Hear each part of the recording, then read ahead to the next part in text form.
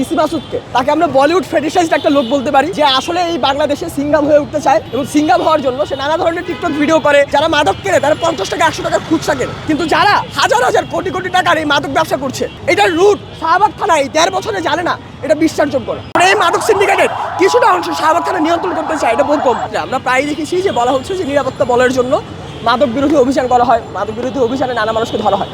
এখানে সবচেয়ে উল্লেখযোগ্য ব্যাপার হতে পারে যে আমরা আসলে ডিসি মাসুদকে, তাকে আমরা বলিউড ফেটিশাইজড একটা লোক বলতে পারি, যে আসলে এই বাংলাদেশে সিঙ্গাম হয়ে উঠতে চায় এবং সিঙ্গাম হওয়ার জন্য সে নানা ধরনের টিকটক ভিডিও করে সে যে অভিযান করছে সেটা দেখানোর চেষ্টা করে। খুব সিম্পলি, আপনারা যারা এখানে আজকে আমার কথাটা শুনছেন, এটা শোনার একটা মূল রিজন কি জানেন? কারণ যে আক্রান্ত হয়েছে সে ঢাকা বিশ্ববিদ্যালয়ের শিক্ষার্থী। ডিসি মাসুদ বা তার এই বাহিনী এই কাজ এর পূর্বেও করেছে। সে ধর্ষণ বিরোধী আন্দোলনে আক্রমণ করেছে, গত বছর ইনকিলাব মঞ্চের আন্দোলনে আক্রমণ করেছে।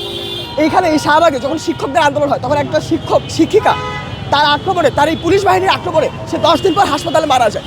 এই সব কিছু নিয়ে কেউ কেন জানি কথা বলে, এবং এখন একজন ঢাকা বিশ্ববিদ্যালয়ের শিক্ষার্থী এখানে আহত হয়েছে, আক্রান্ত হয়েছে, কারণ মানুষের কথা বলছে। কিন্তু আমাদের সবার আগে বোঝা দরকার, এই বারবার আপনি যখন দেখেন পুলিশকে সামাজিক নিরাপত্তার কথা বলে মাদক বিরোধী অভিযান করে, তারা আসলে কাকে ধরে এই জিনিসটা আপনার বুঝতে হবে। এটার ভিতরে যে একটা জটিল পুলিশি তত্ত্ব আছে, এটা বোঝা দরকার। এই মাদক বিরোধী অভিযানের নামে যাদেরকে ধরা হয়, এখানে কারা মাদকটা কেনে? যারা মাদক কেনে তারা 50 টাকা 100 টাকা খুচরা কেনে, কিন্তু যারা হাজার হাজার কোটি কোটি টাকার এই মাদক ব্যবসা করছে, এটার রুট শাহবাগ থানায় 1.5 বছরে জানে না, এটা বিশ্বাসযোগ্য না।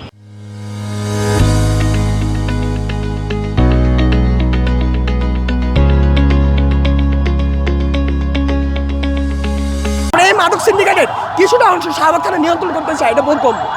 কারণ আপনার যদি আসল টার্গেট এটাই হতো, আপনারা হয়তো এখন যারা কথা শুনছেন তারা সবাই জানেন। আপনারা শত শত ভিডিও দেখেছেন যে ডিসি মাসুদ মাদক বিরোধী অভিযান করছে, রাইট? আপনারা তো সবাই দেখেছেন।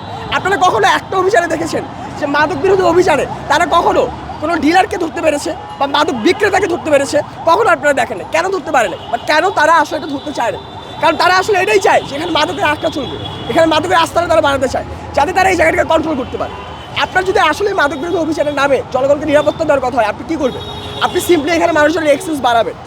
আপনি এখানে পুলিশ রাখবেন কাউকে হ্যারাস্ত করার জন্য না, আপনি পুলিশ রাখবেন মানুষের সেফটি এনশোর করার জন্য। আপনারা যদি কেউ সরারুদ্দোলনের ভিতরে ঢোকেন, আপনারা দেখতে পারবেন যে সেখানে জায়গায় জায়গায় সিসি ক্যামেরা লাগানো হয়েছে। আমি ডিএমপি এবং ডিএনসিসিকে প্রশ্ন করতে চাই যে এই যে জায়গায় জায়গায় সিসি ক্যামেরা লাগানোর পরও আপনাদের কেন এখানে মাদকের ব্যবসা চলছে? কেন আপনারা মাদক বিরোধী অভিযানের নামে বারবার শুধুমাত্র নর্মাল মানুষকে হ্যারাস্ত করে যাচ্ছে? এটার কোনো সদুত্তর আপনাদের কাছে নেই। কেন আপনাদের কাছে নেই?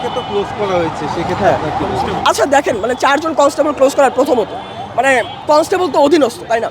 এখন কনস্টেবলকে যদি এইভাবে বলা না হয়, কনস্টেবল তো নিজে যে কখনো চার্জ করবে না। যদি ধরেও নেই তর্কের খাতিরে যে কনস্টেবল নিজে উদ্যোগী হয়ে চার্জ করে, সে দায়ভার তো ডিসি মাসুদের উপরে বর্তায়, তাই না? সব কিছু বাদ দিলাম, ঠিক আছে, কনস্টেবল চার্জ করছে, তাকে ক্লোজ করা হয়েছে। ক্লোজ করার আক্ষরিক মিনিং কী হতে পারে? ক্লোজ করার আক্ষরিক মিনিং হচ্ছে আপনি যে জায়গায় চাকরি করছেন সেই জায়গায় আপনি আর ডিউটি পালন করবেন না কিছু সময়ের জন্য, কিন্তু আপনি বেতন ঠিকই পাবেন, অর্থাৎ আপনাকে আপনার দায়িত্ব থেকে অব্যাহতি দেওয়া হবে। ক্লোজ করা হচ্ছে একটা আনওয়ান্টেড ভ্যাকেশন। তার মানে আপনারা যদি দেখেন যে শাহবাগ থানায় যে পুলিশ এই যে দেখতে পারতেছেন, তাদের যখনই মনে হবে যে তাদের ভ্যাকেশন দরকার, এই যে একটা ফাইজলামি করা হলো ক্লোজ করার নামে, তাদের ভ্যাকেশন দরকার হলে তারা যে কোনো স্টুডেন্টকে পিটাবে এবং জানে তাদের শাস্তি হবে ক্লোজ করা। বউ বাচ্চা নিয়ে ঘুরতে ইচ্ছে হচ্ছে, যা একটু ভ্যাকেশন কাটিয়ে আসে।